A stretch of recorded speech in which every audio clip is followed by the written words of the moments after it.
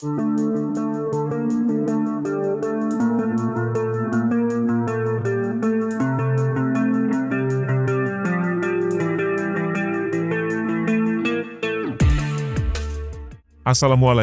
warahmatullahi wabarakatuh. Indonesia adalah negara yang kaya akan sumber daya alam.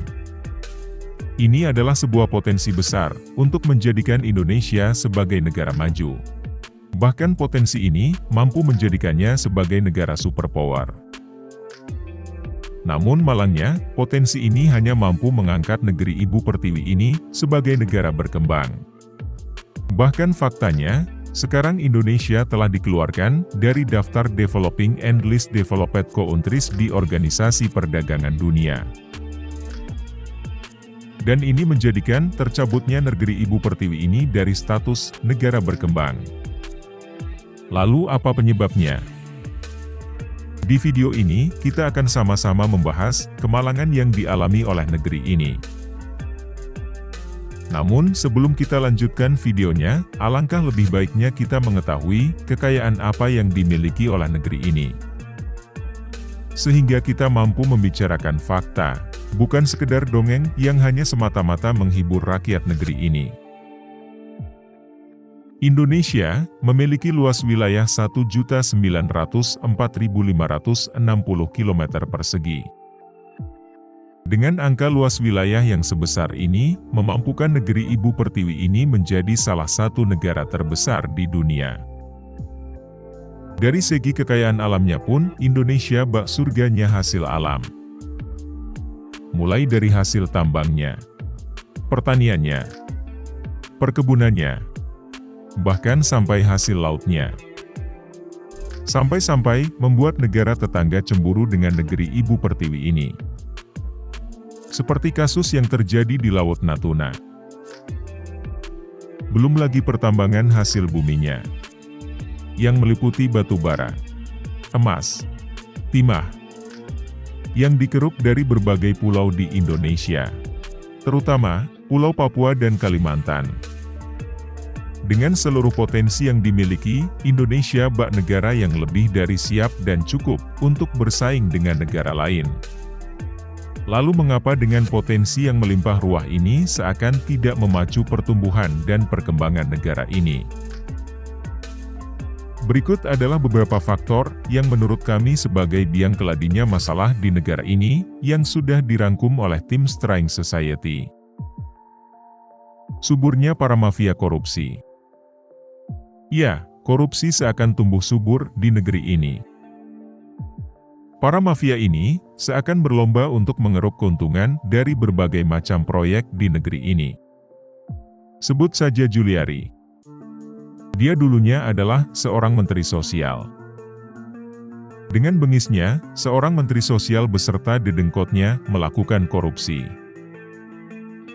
Tidak tanggung-tanggung, proyek yang mereka korupsi adalah pengadaan bansos untuk penanganan COVID-19 yang berupa paket sembako senilai 5,9 triliun rupiah. Makhluk macam apa mereka ini? Mengambil keuntungan dari sembako yang seharusnya dibagikan gratis. Selain itu, faktor lainnya adalah ketimpangan hukum. Bagaimana bisa? Hukum di negara ini seakan bisa diutak-atik oleh beberapa manusia. Sebut saja, kasus ditemukannya sel mewah di Lapas Sukamiskin oleh Najwa Shihab dalam acaranya Mata Najwa. Salah satu pemilik sel mewah itu adalah Setia Novanto. Dia dulunya adalah Ketua Dewan Perwakilan Rakyat Republik Indonesia yang melakukan korupsi pada proyek kartu tanda penduduk berbasis elektronik. Seorang wakil rakyat macam apa ini? Dengan tega melakukan kejahatan pada negeri ini dan rakyat ini. Namun, setelah dilakukan penangkapan dan pengurungan pun, Setia Novanto masih bisa tidur nyenyak dan enak di selnya yang mewah itu. Apakah ini yang namanya hukuman? Ataukah hukuman itu ada pilihannya? Namun, sepertinya pemilihan hukuman ini tidak berlaku untuk Nenek Minah. Nenek Minah dituding mencuri 3 buah kakao, yang kalau dirupiahkan, harganya berkisar Rp2.000 per kilogramnya. Tentunya, kasus ini membuat Nenek Minah mendapat hukuman kurungan 1 bulan 15 hari. Jelas saja, bukan sel mewahlah yang didapatkan oleh Nenek Minah. Sangat berbanding terbalik dengan para mafia yang kita bahas tadi.